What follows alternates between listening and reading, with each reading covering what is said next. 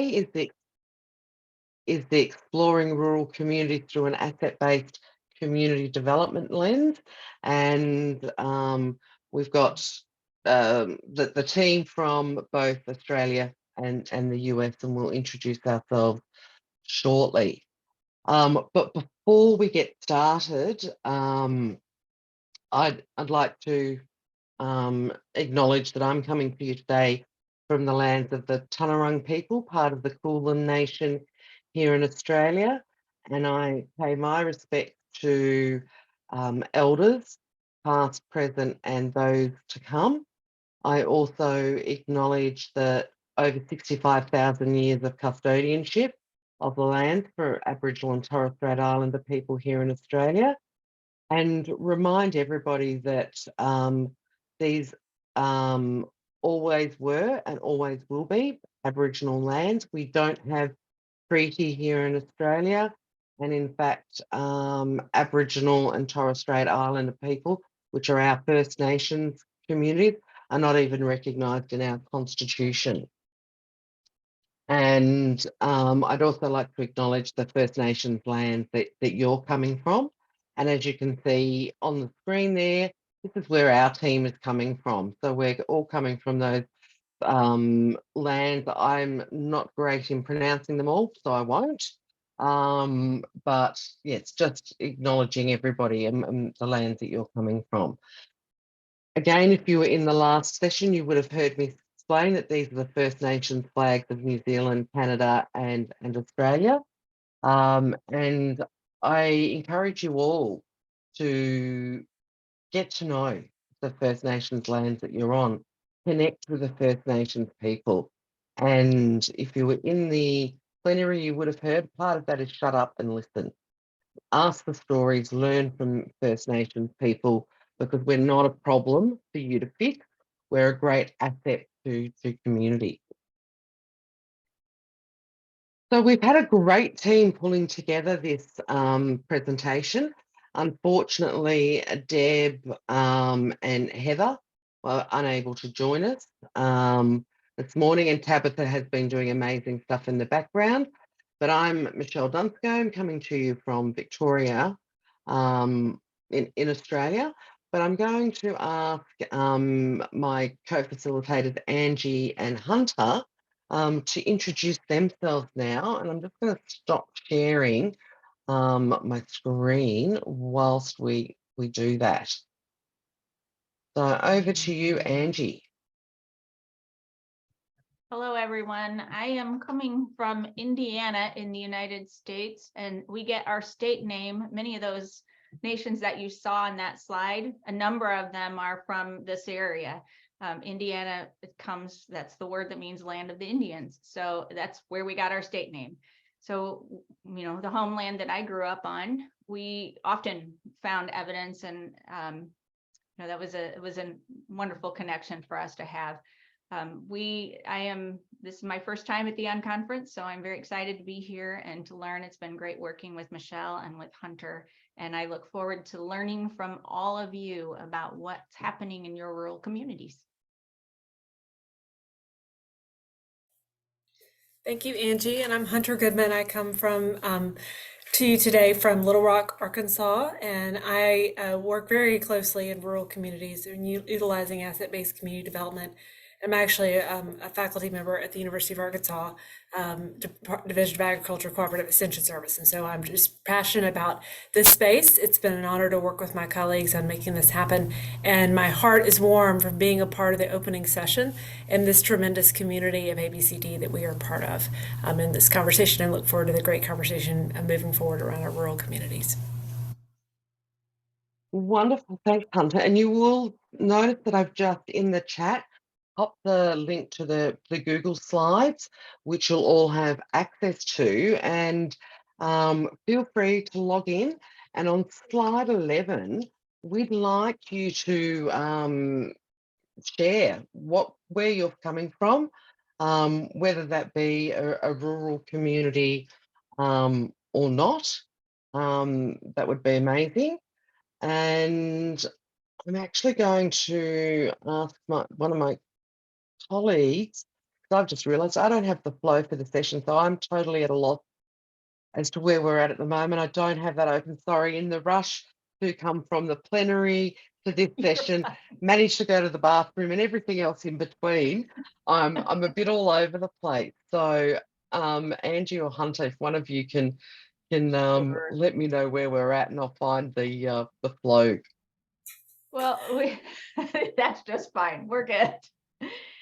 So where we're at right now is we would like, we had planned to do a little bit of an icebreaker here for you, and that's what you're working on right now as you put your slide in, as you're looking at slide 11 there and putting in where you're from and letting us know a little bit about who you are. I'm going to try to not lose you all on my screen and flip so I can see both of those, so I can see what's going on that other screen here. I am not the tech person for this. Hunter and Michelle are both techie and I am not. So I'm just going to pray I don't lose you.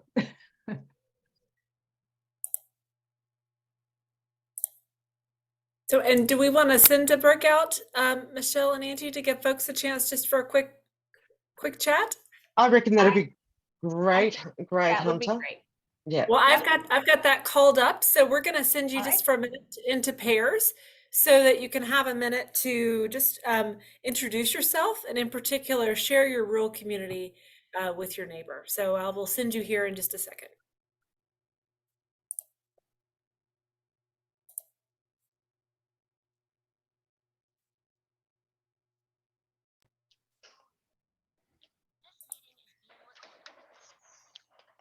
Wonderful. We hope you all had a bit of a chance to connect with somebody, get to know somebody else. And we know that there's never enough time in a breakout room.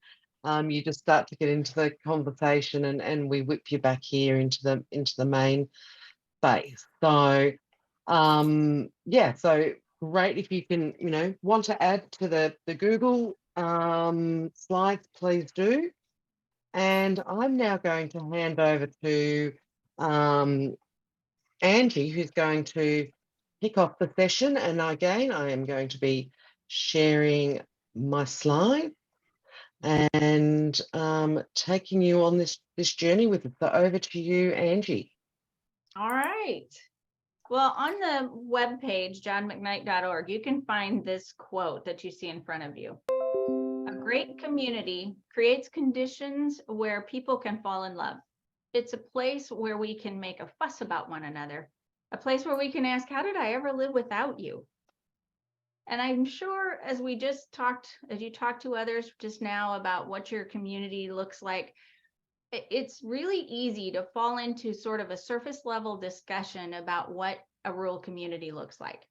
It's kind of like when we meet someone for the first time and we ask a question like, how are you? Or where are you from? Or what do you do? What's your occupation?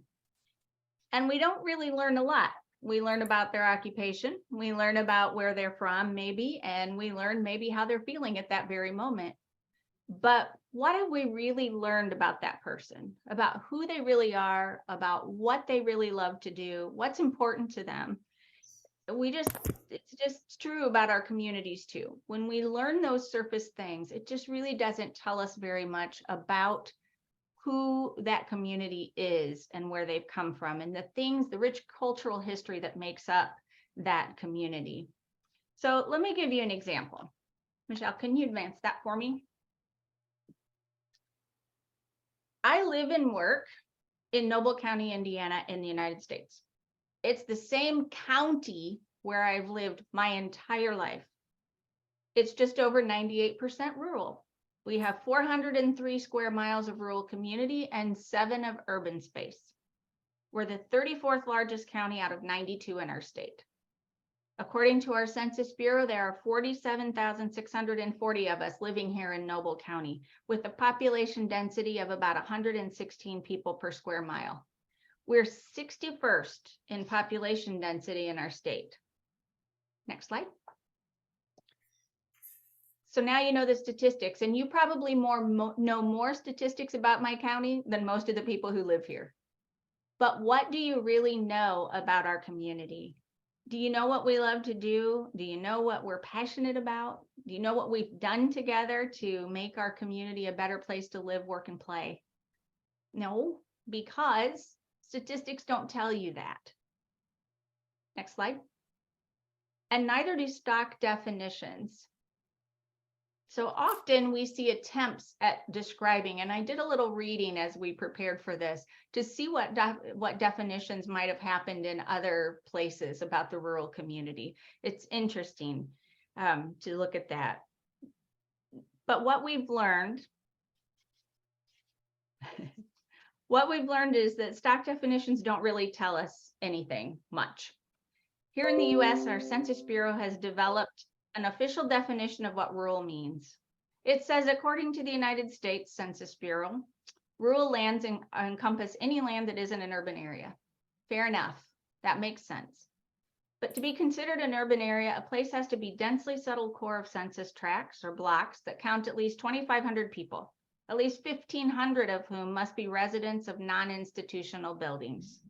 In other words, you can't live in an apartment complex or multiple unit dwelling. Areas of 50,000 people or more are considered urbanized areas, while areas between 2,500 and 50,000 people are considered urban clusters. Until I read that, I had no idea I lived in an urban cluster. I thought I lived in a city. And in 2010, our census told us that 97% of American lands and 19.3% of American population are rural. If that all seems a little bit confusing to you, I would say join the club. No matter where we live, official definitions can seem confusing at best, and they do very little to nothing to help us understand the fabric of our rural communities in terms of assets and things that make our lives better every day. Thankfully, we're not here to talk about official definitions. There's another thing that we encounter when discussing rural communities, and those are myths or assumptions that people who don't live in a rural community might make about those who do. So some of the things I've heard are that we're backward, or we're uneducated, or poor, or farmers, or isolated. There's a whole lot of those. My favorite one is this: when you've seen one rural community, you've seen them all. But the truth is, next slide, when you've seen one rural community, you've seen one rural community. Rural communities are unique in so many ways, and they bring a host of gifts and assets to our neighborhoods. In a world that seems to be either enamored with calling out differences or insisting upon a unity that means that we all have to look alike and think alike and be alike in order to do good things together, I would call us to stop for a moment. And instead of the word unity for just a moment, let's consider the word harmony. They say music is a universal language, so let's use that for a moment. If all of the instruments in a symphony were the same, and they all played the same note, and all of the voices in the chorus sang the same melody, the music would get a little monotonous in very short order. But if there are various instruments in the symphony, and each one is playing their own part, and each of the voices are singing their own part in relation to that symphony, wouldn't it be much more pleasing to the ear to hear? Well, each person bringing their gifts, skills, and talents into the music create a masterpiece, and the same is true in a rural community. The rural communities are full of vibrant voices, each ready to play their own part, and each making their community a better place to live, work, and play. So let me tell you something that happened in our community. This is what it looks like when harmony happens. So next slide, please. Many rural communities in the United States and in other countries share a common problem around communications, and it's either that cellular or broadband communication doesn't reach quite out to the rural community. It's still lacking. Well, here in Noble County, our local electrical cooperative has joined forces with local citizens who began to see a problem. You know, there's a lot of e-learning here where the students are expected to use computers and work from home, but we have several areas that don't have broadband access. So this began to put students behind, and parents began to speak out. And then nonprofits like ours began to come alongside those parents to talk to school officials and legislators and write letters to help people understand the importance of extending that broadband to us, to people that don't have it. So students that are in rural areas, like I grew up about 40 minutes away from my school, I had no way to get to a library. Some of these children don't either. So this broadband expansion is really important to those kiddos. Our Economic Development Corporation came along beside, not only to help families, but also to increase and attract business so that it would make our community stronger. A locally owned telephone company stepped up and put their resources into play to obtain funding to increase broadband implementation. So what started with concerned parents and people coming around them has now turned into this whole harmony of people in our community, making sure that broadband is being implemented. So in preparation for this session, we wanted to talk to people about what it meant to have a strong community. In Noble County, we call it Noble Strong. And that means that we just have a really strong will to get things done. And we don't like to stand and wring our hands. We like to get to work together and get these things accomplished. So we ask 4 questions of the people in this video that you're about to see. Next slide, please. We ask the question, what have people in your rural community done together that made it a better place to live, work, and play? What makes your rural community strong? What specific cultural strengths stand out in your community? Describe the associations or networks of people who are connected around common interests in your community. These are the questions that begin to get at the fabric of what it means to be a rural community. So let's take a look at this video, and then we'll come back and see what people had to say.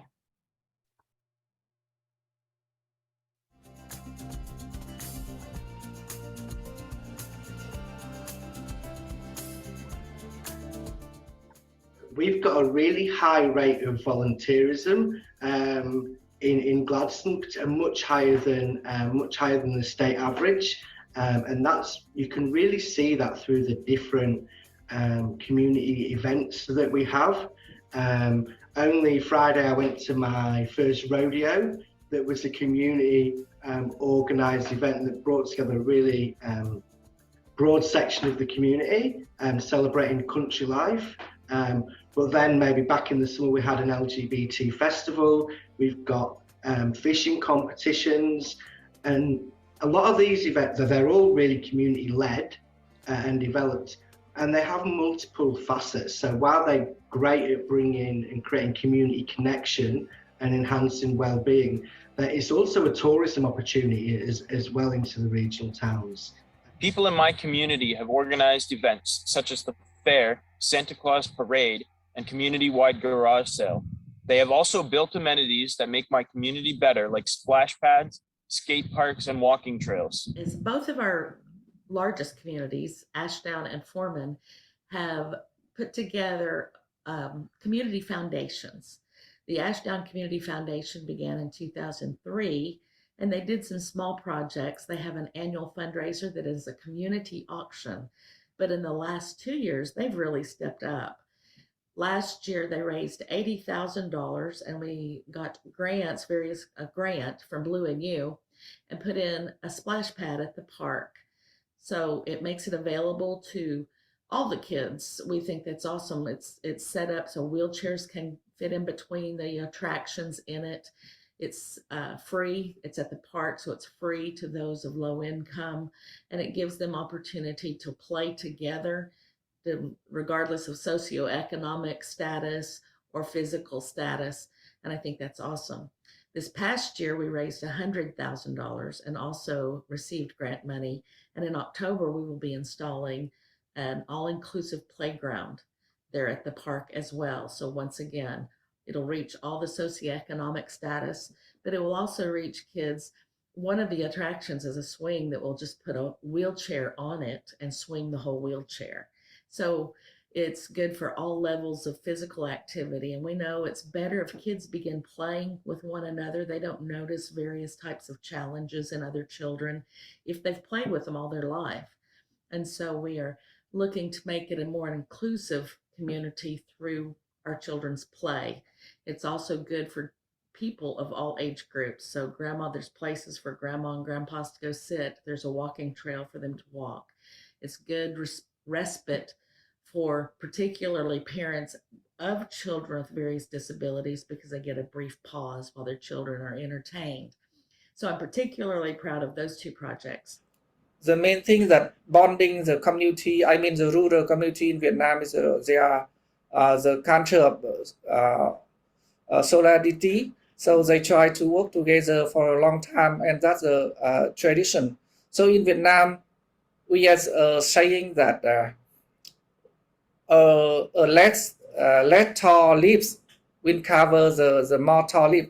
You can see that the leaves on the tree sometimes is straight, and then in Vietnam we have a saying that we try to use the leaf cover the leaves so that the community can live in peace, and then the community can support to each other.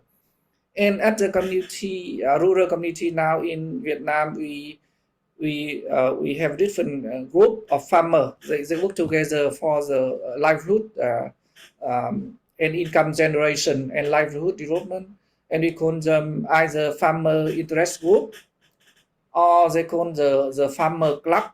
So in the north part of Vietnam, we have a lot of farmer interest group, and in the south of Vietnam, we have a farmer club.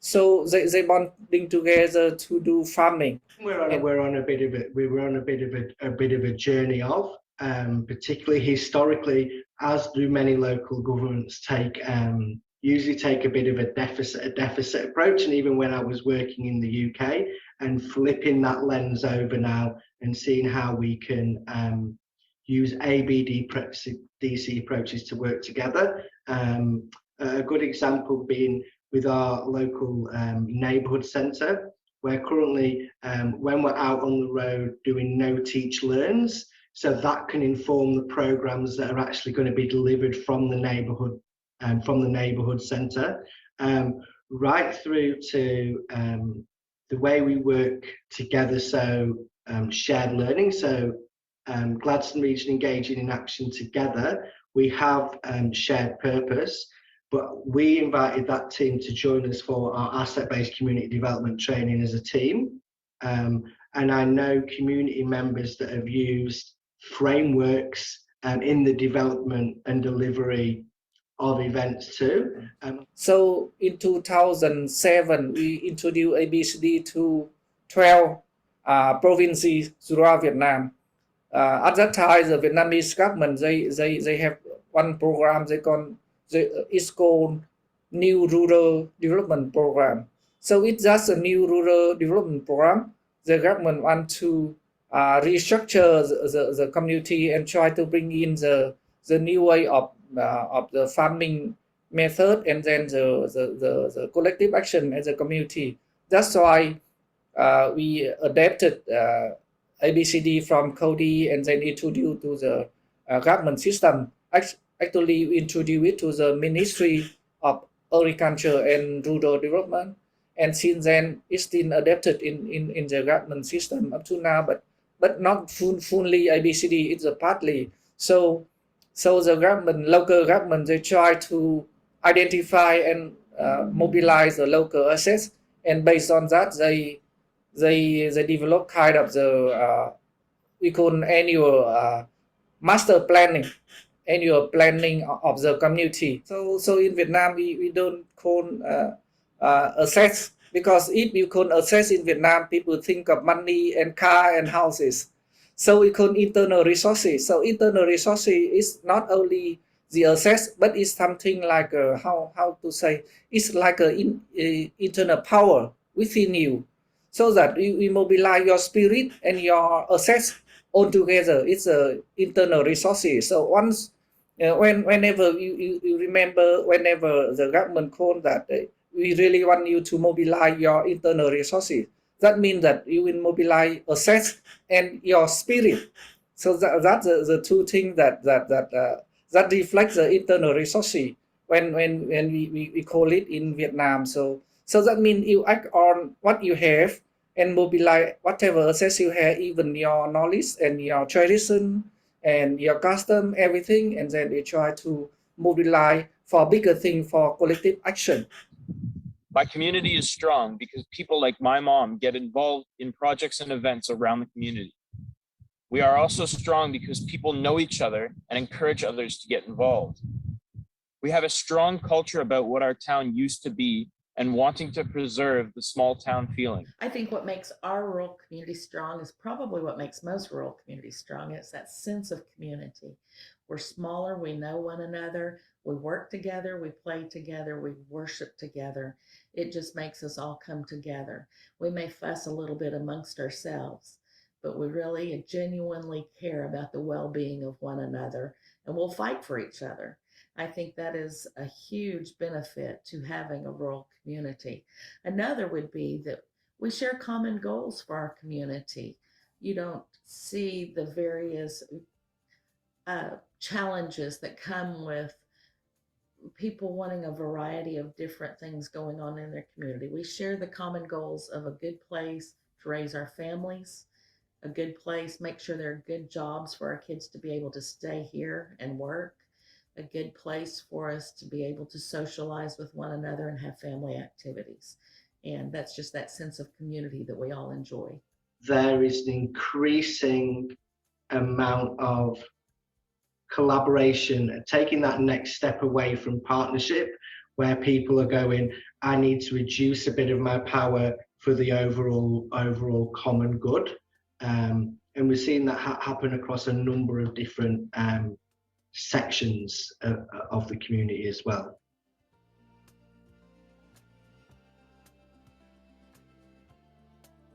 We'd like to thank the people that participated in the video, and I think we could hear some threads running through that with some collaboration among people and knowing one another and taking care of one another and calling out the good in others. I really liked a couple of statements that really hit for me were the no teach learns. I love the way that Lee put that about going out in the no teach learn. We don't go out to teach somebody something. We just are there in their space to learn and listen. And I loved Vicki talked about a sense of community where we know one another, we work together, we play together, we worship together. We genuinely care about the well-being of each other, and we will fight for one another. You know, Vin's whole discussion of the government being involved in Vietnam was very fascinating to me. I love that. I would love to sit and talk more with him about that because I just really appreciated that. And the internal power, the way that they differentiate your assets aren't just your house and your car and your money, but this internal power that we have that we bring to the table. So it was a great video and we really appreciate it. And I loved Hunter talking about his mom too. That was pretty amazing. So now it's going to be your turn here. We're going to put you out into some breakout rooms and we're going to have you talk about the question about what is it that makes your community a strong community. And we realize that some of you may be in not so rural areas. I know we have at least one person here that is from a pretty sizable city, but even when you live in a city, there are neighborhoods, there are community feels around your immediate area. So don't discount yourself if you don't live in what we, like we talked about earlier, it's different for everybody. A rural community to one is different for someone else. But that doesn't mean that you don't have a neighborhood that's close by in which you know people, you work together, you live near one another. So Hunter's gonna bring you out into some groups to talk about that question just for a little bit. What makes your community strong? Thanks. And you're going to find yourself perhaps in a different group than you were before. I've taken some liberties to move folks around. So you're in about groups of 3 or 4, and we'll bring you back in about 15 minutes.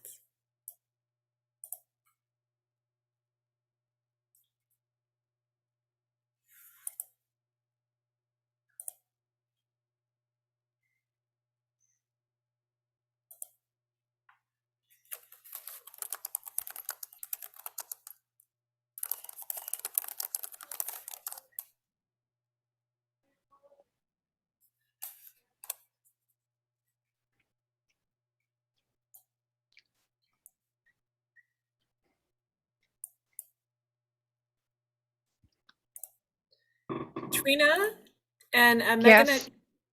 should I go ahead and move you over? Yep, sure. Okay.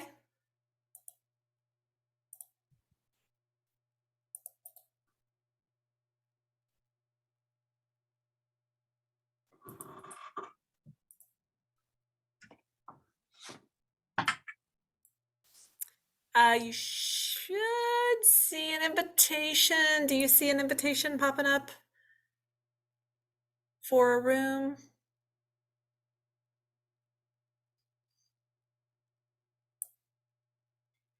There you go. We've got one more.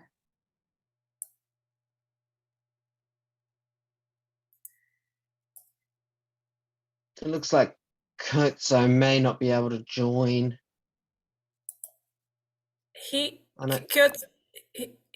Kyoto has been assigned, but Yeah.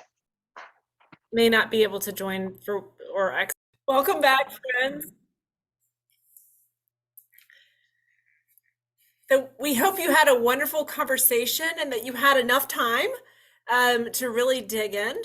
No, no, there's never enough time in small breakouts to have deep conversation. But we do hope you were able to share in your triads and in some cases fours about really what rural means and what makes rural strong.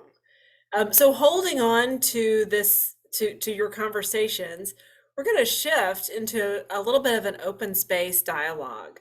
So Michelle, I'm going to pass the baton to you as we move into the open space component.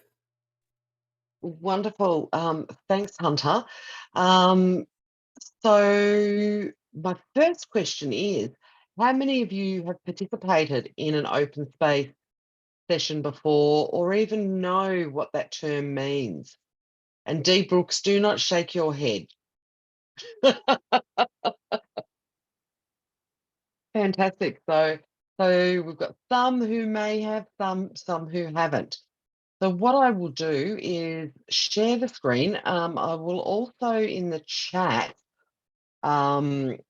pop the link again to the slide deck, because we are going to ask you to interact with that slide deck when we talk about the going into the open space section. So open space technology has come to us from Harrison Owen, who was a conference organizer, and he realized that all the good stuff happened in breaks and things like that. So it was where open space technology came from. But for today's session, how it works is there are 4 principles, 1 law, and 2 animals. So you can see there on the screen, the open space principles are around whoever comes are the right people. Whenever your session starts, it's the right time. Whatever happens during your conversations is the only thing that could have. And when it's over, it's over. So you might go into your session thinking, you know, my conversation is going to be for 30 minutes. But after 10 minutes, you might go, actually, we're done in your group, and you can then choose to join another session. So the law that sits around open space technology, there's the law of motion, or you may sometimes hear it called the law of 2 feet. But we acknowledge that not everybody is able to move around and on their feet. So we talk about it being the law of motion. So when you're joining a conversation, if you find yourself in a situation where you're not learning or contributing to the conversation, then you have a responsibility to move to one of the other groups, and you're each going to be able to have the opportunity to put up a topic that you want to have a conversation around. So when we think about open space, there are also 4 roles. So as a host, you get to announce and host a workshop or a session that you're really passionate about, a conversation that you want to have. There are obviously participants, so there'll be people that join in that conversation. And then the 2 animals. So there's a bumblebee. So a bumblebee allows you to move between sessions. You might start in one topic and realize it's not quite what you want and move to another. Or you might be in a session and think, oh my goodness, I think what they're talking about here could be really valuable for one of the other sessions. So you sort of cross-pollinating ideas between the conversations that are happening. And then a butterfly, again, it's somebody who you might flip from session to session, or you might actually just take some time out to reflect on the conversations that you've heard today. What we are going to invite you to do is think about a conversation that you might like to have with people in the group today around what opportunities exist for rural communities to build on our strengths and flourish. That's sort of an overarching question, but you can take that, based on that topic, take your conversation or your the idea that you want to have a conversation with to build not only on that, but it might be based on this overarching question. You might want to have a conversation around how do we build on the strengths of young people in our rural communities? Or, how might we bring community together to work for collective solutions? Whatever the conversation is that you're wanting to host, or the question that you're holding around rural communities, you might like to host a conversation on. So in the slide deck, you'll see the open space marketplace. And this is your opportunity to put in a topic that you'd be interested in having a conversation around and your name.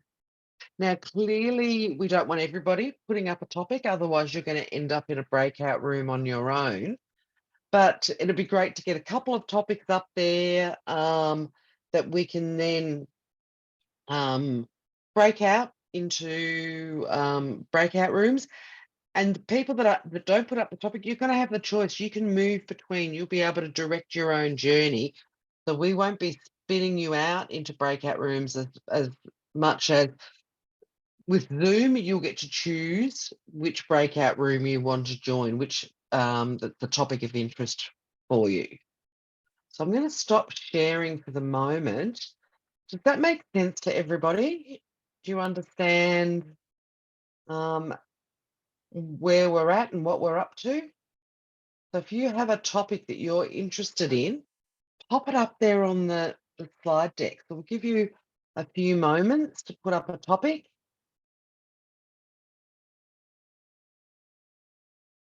And please feel free to unmute and ask any questions.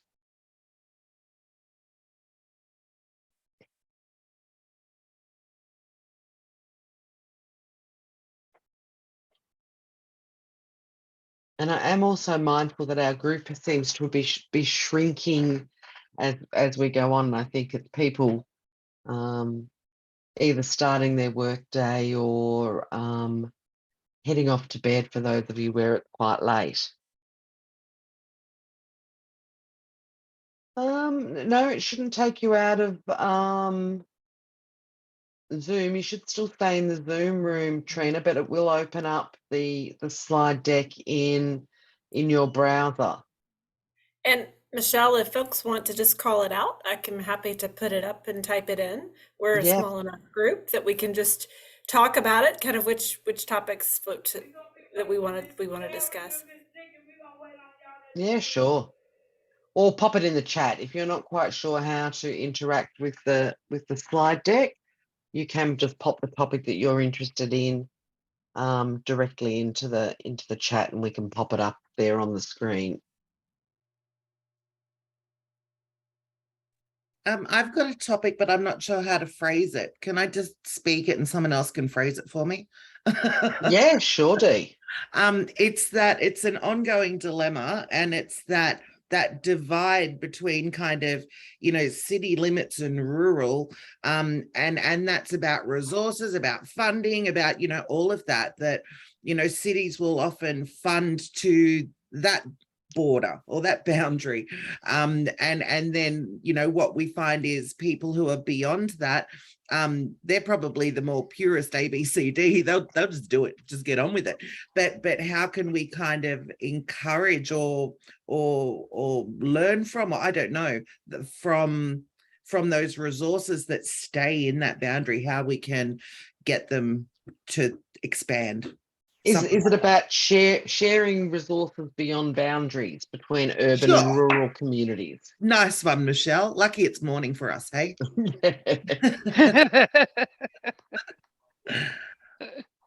I put it in there, but I've got it's very tiny. That's okay. That's all right. We can There see we that. go. Any other topics that people are wanting to host a conversation around?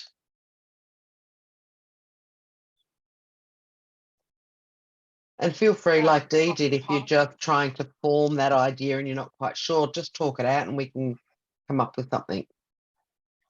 Poverty in rural areas and community. Mhm.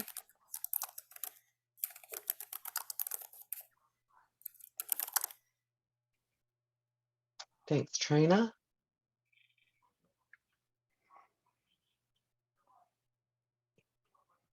Maybe we'll just take a minute more if anybody else has got a topic. Otherwise, we can just have those two topics. If nobody else has got something emerging or ticking away in their brain.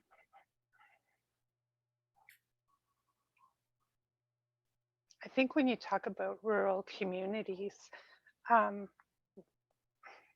there's often a lack of resources. I think it goes both ways with what the other lady was saying too, like the boundaries, right, and the funding. And I would challenge that and reframe it that rural communities are actually abundant with resources. It's just how do we share those resources and know what's available. Alrighty, so we have our two open space topics. And I'm assuming Hunter is organising the breakout rooms. So maybe we'll open those. You'll have about 30 minutes in your group to have a conversation, but remember you can move. If you start in one conversation, you can move to the other as well within this space. So Hunter I'm assuming you'll assign Dee and Trina to their rooms, and then everybody else can move themselves to wherever they would like to go. Yeah. So in the spirit of open space, it would be lovely to sort of try and share yourselves equally amongst the groups, but also follow your passion and interest. So the groups should all be open. So if you go to the breakout at the bottom, you should be able to click on breakouts and see the two that we've talked through. And if you open the rooms, Hunter, it should pop up and people can choose from that. Yeah.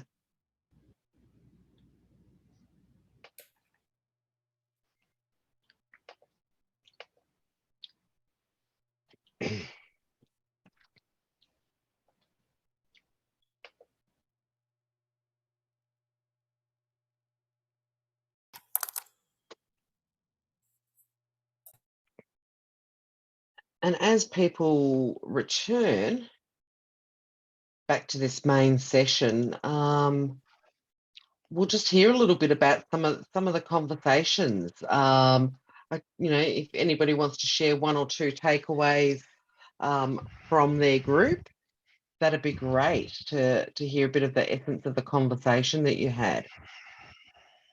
So would anybody like to share from their group's perspective?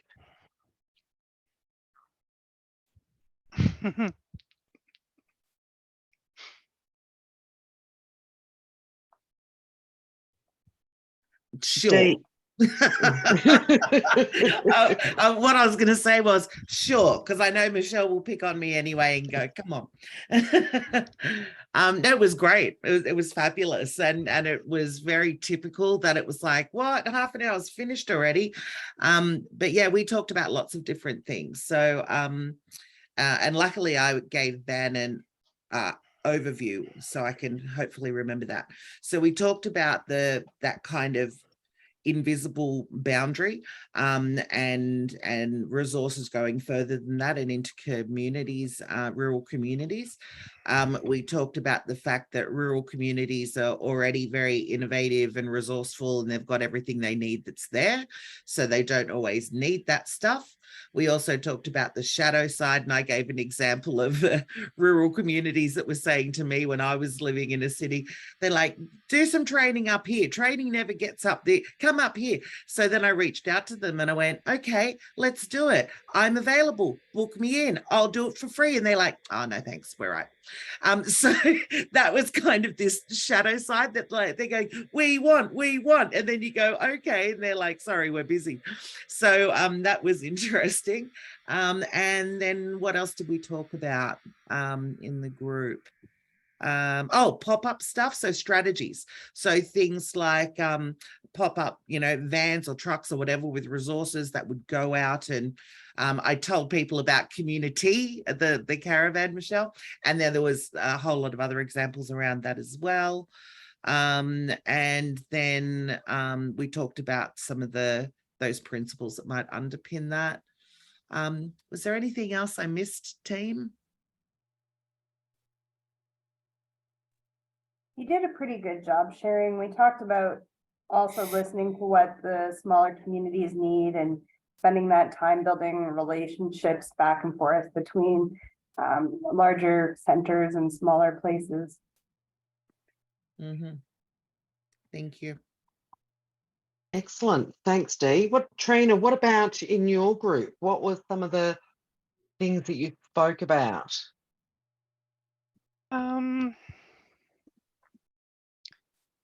Just talking about the barriers for people with brain injury, living with addiction, living in the streets, living with mental health, those kinds of things. And trying to, I think it was Angie said, lift the gifts to help bring people as close as you can to community, and maybe like introducing small groups of people to bring them together as a group. Excellent. Thanks, Trina.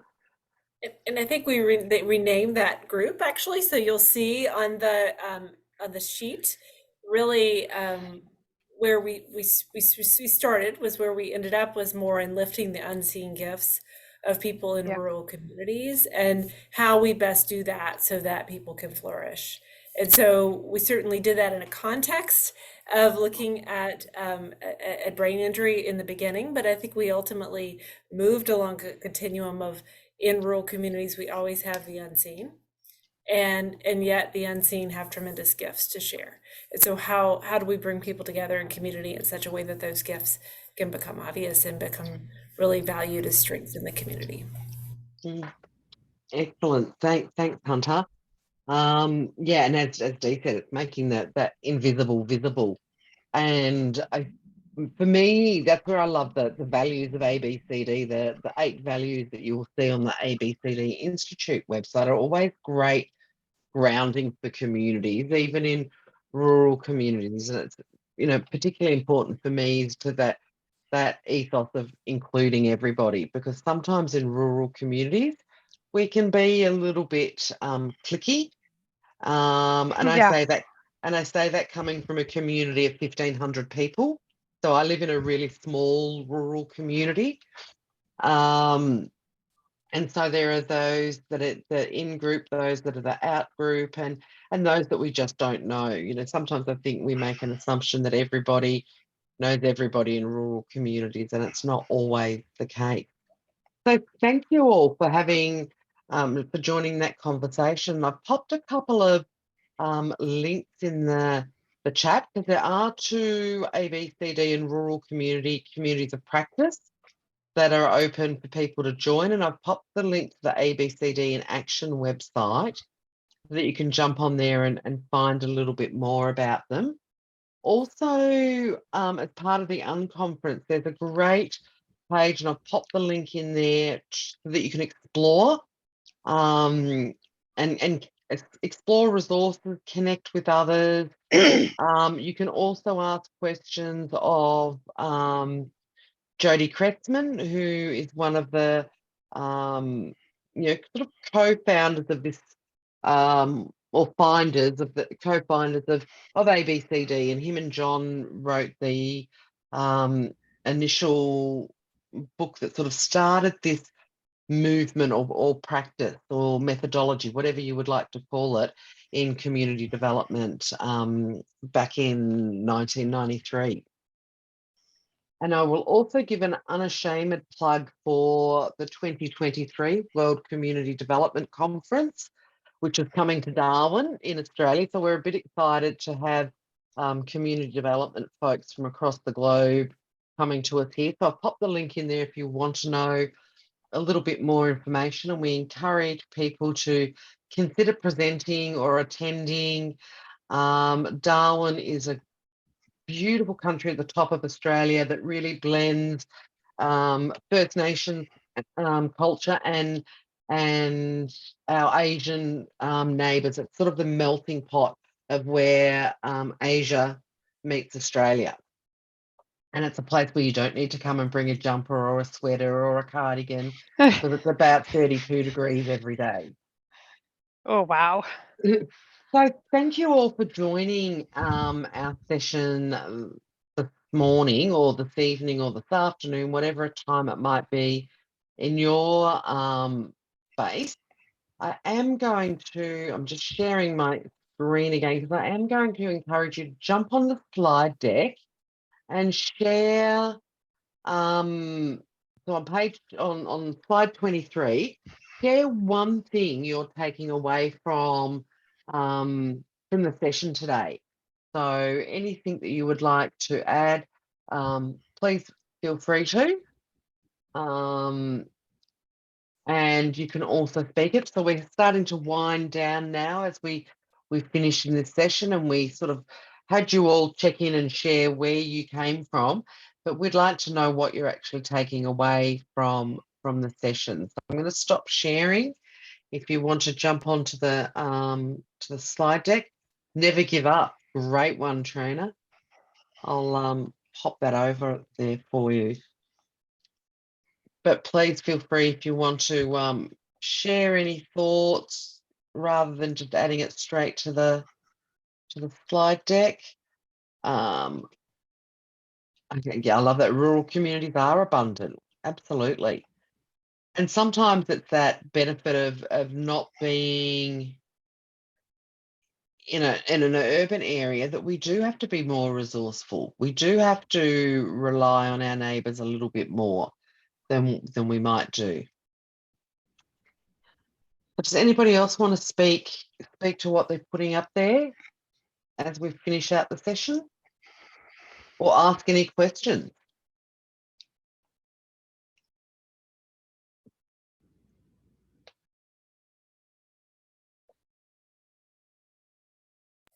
Focus on the outcomes versus the inputs.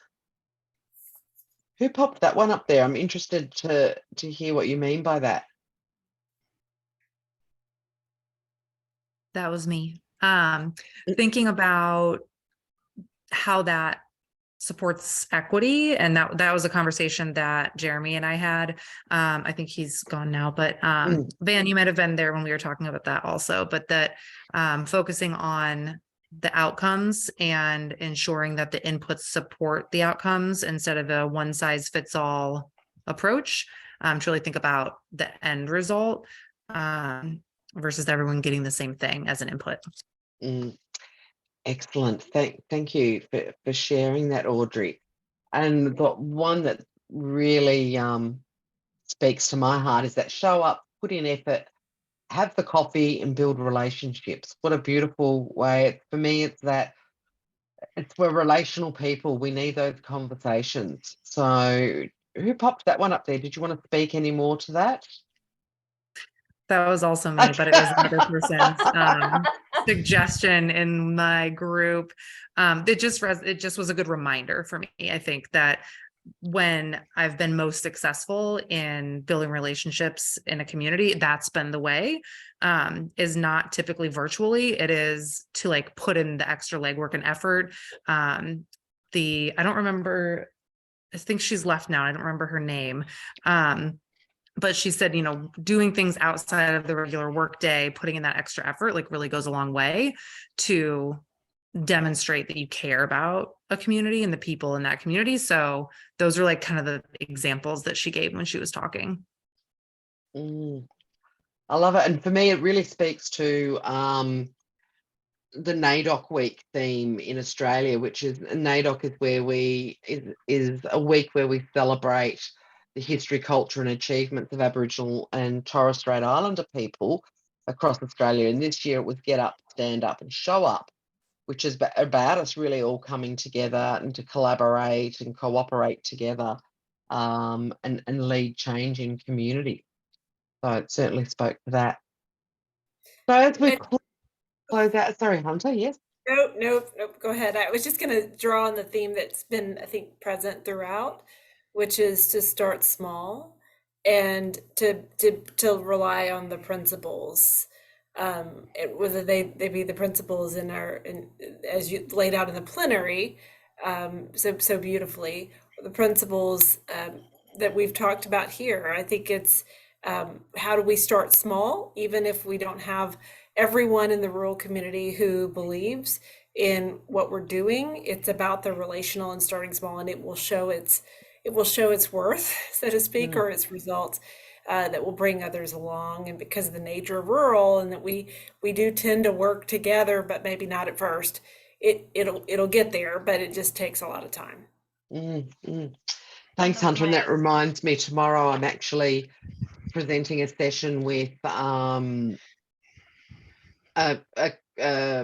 member of my community around a community project in our rural community. And we're going to talk about a little bit about how reluctant people can be to get on board in rural communities, because isn't it the government's job? Don't they do this? And so yeah, we'll be talking about some of those challenges. All righty. So thank you all for joining us. It was great to have you here. And, you know, if you didn't get to the plenary this morning, it should almost be ready to be up on the website, but it will be being shared. And if it's not there already, it will be there, you know, within the next couple of hours or so. And thank you all. Enjoy the rest of your day, evening, morning, afternoon, whatever time it is for you. And if it's bedtime, sleep well. So thank you all. Thank you, everyone. Thanks, team.